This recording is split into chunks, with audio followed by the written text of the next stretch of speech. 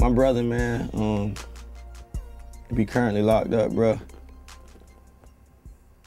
It was the biggest pill I done had to swallow in my life. And I talked to him, the other day, and he told me some shit that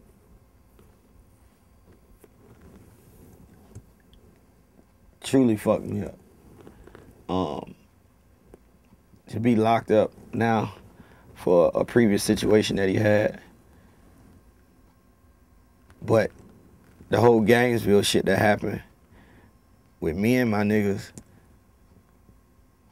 and for me to be where I'm at now, in the midst of all of that shit, some shit that happened 19, 20 months ago, and to hear my brother tell me over the phone, bruh, that if he had to do this shit all over again to get these results out of it, he'd do it again. And that was some shit that I remember holding the phone with Dog and hearing him say, hello, hello. And I hear him talking to me, but that shit went so deep with me to hear a nigga worth what he worth and to tell me if he had to do it all over again, he'd do it all over again to get these same results. I never heard it, ever. I ain't never heard nothing in my life that meant more to me than what he told me, because I never respected another human being as much as I respect my brother. You had a nigga that went fed a couple years ago in himself, but not only did he go fed, he took it for the team. And I never had a person, a part of my life, homie, that stood for what he stand for. I got a record on my album called Hope We Die Together. And it's a record to my brother. And I can honestly tell you, I never had something in my life that I love more. I love my brother. And for me to make a record called I Hope We Die Together, I wouldn't want it to be no other way. Because to have my brother fucked up and to me to take on his responsibilities and my responsibilities, for me to go see him 3 to 4 times a week if time allow me to make sure his kid's good, to take care of his side of the responsibility when it comes to my mom, when it comes to my grandmother. You know, dude never seemed to amaze me, from buying one of the biggest cribs I done seen since he done been locked up,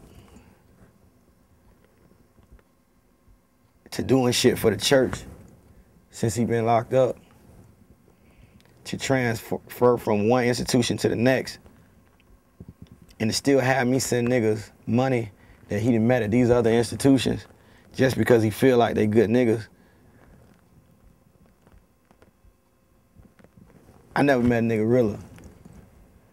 And so for me, bro, to see that he still breathed through me, and to know that I make him proud to be in the situation I am, to know that we currently crippled due to his incarceration, it's a bittersweet situation. But at the same time, bruh, I know God don't make mistakes. And it's how it is for the reason in which he wanted to be. So for me, at first, I couldn't understand it.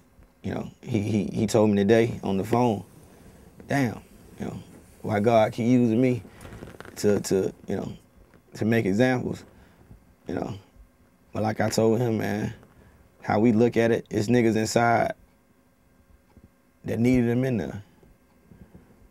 And that's how I approach it. And I gotta approach it that way in order for me to get through it on my end. It ain't too many niggas, bro, that's willing to risk their own freedom for the betterment of another individual. And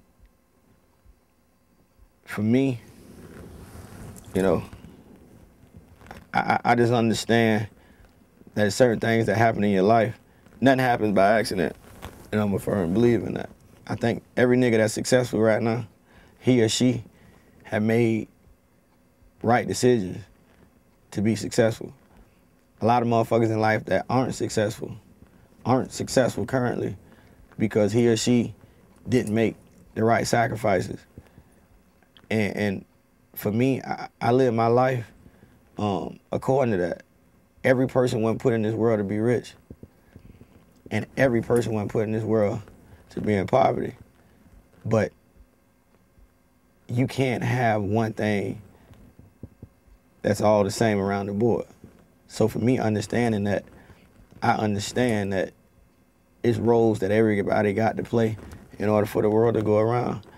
And for me to be one of the chosen ones at this current time, that God chose to show niggas in the hood that it was possible, I can never walk around with my head down, ever.